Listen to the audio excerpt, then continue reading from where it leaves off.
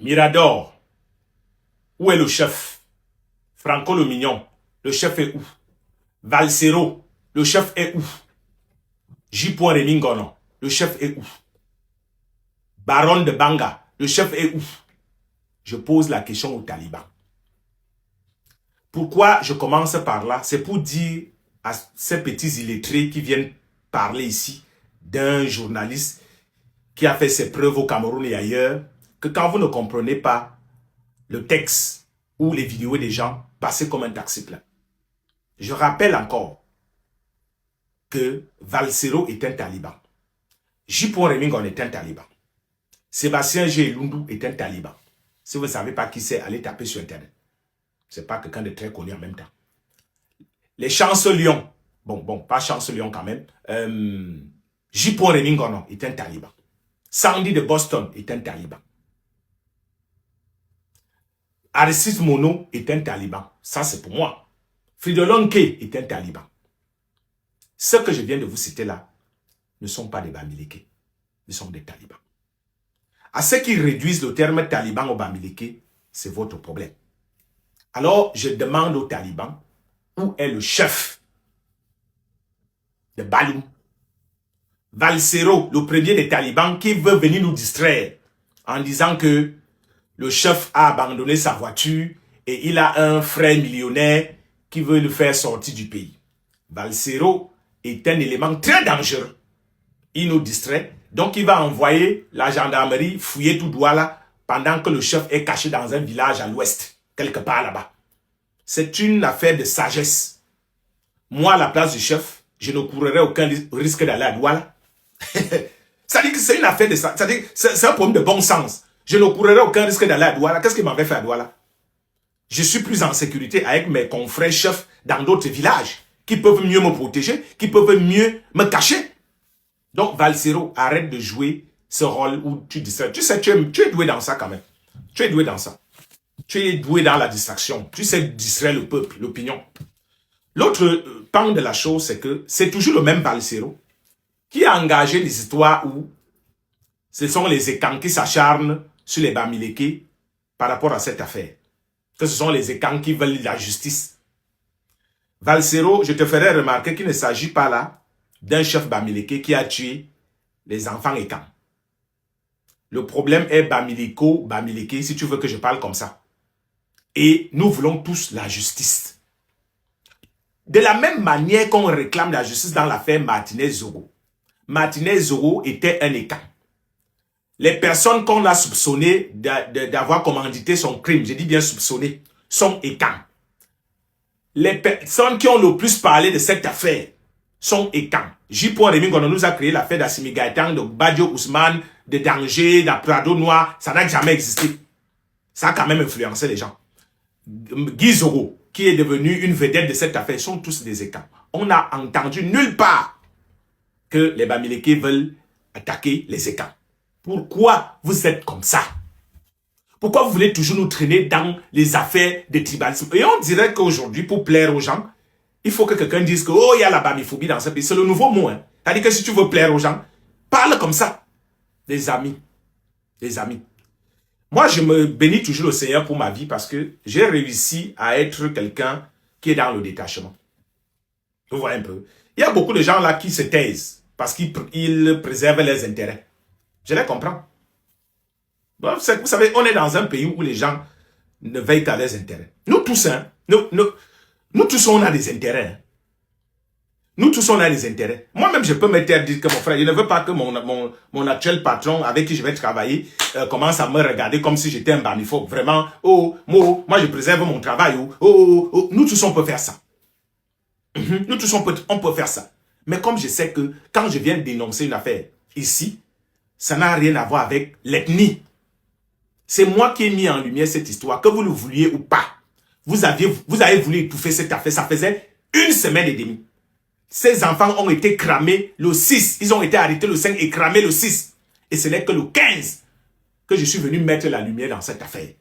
Si je n'avais pas été là, ça aurait été un fait divers comme tous les autres. Des faits divers. Si vous voulez créer la... Moi, j'ai été au début de ma carrière journaliste des faits divers. Et je vous assure que les faits divers, ça ne manque pas. Quand vous êtes journaliste, des faits divers, vous pouvez en trouver tous les jours. Il y a des gens qui tapent sur leur go, il y a des gens qui fuma leur go, il y a leur fille, leur garçon, il y a trop de faits divers. Donc on peut en trouver des gens qui lament les gens tous les jours. Mais cette affaire concerne une autorité. Et c'est à ce titre que je dis que ceux qui viennent nous faire le one-man show, de dire que j'ai dénoncé tel dans le passé, c'est facile de dénoncer un petit laveur, un petit cireur, un petit coiffeur du quartier qui n'a personne. C'est facile de faire l'acharnement sur lui, mais c'est très difficile de parler d'une autorité, qu'elle soit politique, qu'elle soit administrative, qu'elle soit religieuse, qu'elle soit économique, diplomatique ou traditionnelle. On sait tous que c'est là où c'est difficile. Et c'est à ce niveau-là qu'on a fait on voulait tous vérifier quelque chose. Vous, les grands demandeurs, les talibans qui demandent le changement, petite affaire comme ça, on voulait vérifier quelque chose. Est-ce que vous voulez donc la justice pour tous? Vous avez lamentablement échoué. Si c'était un examen, vous êtes tous échoués. Vous avez tous échoué. On voulait vérifier quelque chose. Vous aviez cette information depuis une semaine. Vous l'avez étouffée. Mais vous voulez la justice. Si c'était un petit Kamdem, c'est un nom qui est choisi comme ça au hasard, qui ne veut rien dire, qui ne vaut rien, vous l'aurez jeté en pâture parce qu'il ne représente rien. Mais quand il s'agit d'une autorité, tout le monde commence à reculer. Comment voulez-vous une république où les autorités ont le droit de vie et de mort sur les autres, peuvent voler, il ne leur arrive rien, peuvent tout faire, mais que les gens d'en bas subissent? C'est vous qui voulez le changement. Hein? Parfois, je me pose la question, entre vous et nous, qui sont ceux qui sont prêts à vivre dans le changement? Moi, en tout cas, je suis prêt. Hein? Moi, je suis prêt à vivre dans un pays où tu brûles le feu, tu paies l'amende. On prend ta voiture, défaut d'extincteur, défaut de visite technique, défaut de vignette, défaut de dossier, je sais pas moi quoi, on te colle une amende. Moi, je suis pour ça. Tu te trompes d'escalier, on te colle une amende. Moi, je suis prêt à vivre dans un pays comme ça. Je suis prêt à vivre dans un pays où on dit que toutes les maisons doivent être alignées en respectant le code de la route, en respectant la distanciation avec la route. Moi, je suis prêt à vivre dans une société comme ça. Mais comme je vous dis, nous tous, on peut venir faire le silencieux ici, venir plaire aux gens ici. J'ai beaucoup de gens à qui je peux plaire. Hein. J'ai beaucoup de gens qui hésitent à me donner les contrats par rapport à mes prises de position. Moi, je peux venir ici, je viens plaire aux gens. Oui, je peux même utiliser ma page, je fais la talakou de son excellence Ouattara, de son excellence le président du conseil du Togo, ou son excellence Oligui, je fais leur la talakou. Je viens ici faire seulement la talakou. Je préserve mes intérêts, je prends mes enfants et ma femme, on va en business class, vivre notre vie du poulet, à gauche, à droite, on fait le proving. On peut tous venir faire le proving ici. Je vous ai dit que c'est pas parce que nous on ne publie pas les choses, que ça veut dire qu'on les a pas. Cela ne veut pas dire qu'on les a pas. On peut tous faire le proving. Il y a des gens ici, peut-être parce qu'ils ne m'ont jamais vu avec mes enfants, ils pensent que je ne les ai pas. Je suis quelqu'un qui sait distinguer sa vie publique de la vie privée. Et je ne suis pas là pour faire le proving à quoi que ce soit. Donc, on peut tous préserver nos intérêts. On peut tous préserver nos intérêts économiques. On en a tous. Moi, je ne vis pas de la parole. Moi, je suis quelqu'un qui est payé. J'ai risqué ma carrière comme ça parce que je voulais défendre un frère qui a été ingrat jusqu'à aujourd'hui. Ah oui, je le lui dirai toujours. Donc, on a tous nos intérêts à préserver quelque part. Moi-même, j'ai beaucoup d'intérêts à préserver. J'ai dit que moi, j'ai beaucoup d'intérêts financiers à préserver. Mais nous choisissons la justice. Parce qu'à la fin de tout ça, tout est vanité. À la fin, Dieu va aller te demander le don que je t'ai donné, toi, Raoul. Tu l'as mis au service de qui? Je vous ai dit de ne pas confondre la politique à la justice.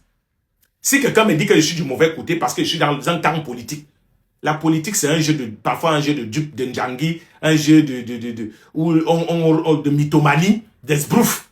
Ça, c'est la politique. Mais la justice, c'est pour tout le monde. La justice ne s'accommode pas des sentiments. La justice, c'est pour tous. Donc, si vous confondez le fait que les gens appartiennent à un camp politique et disent qu'ils sont du mauvais côté, ça veut dire que vous n'avez rien compris.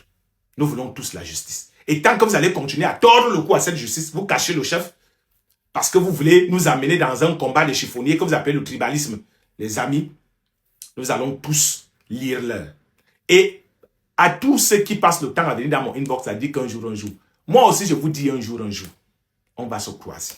On va tous se faire du sale le moment venu.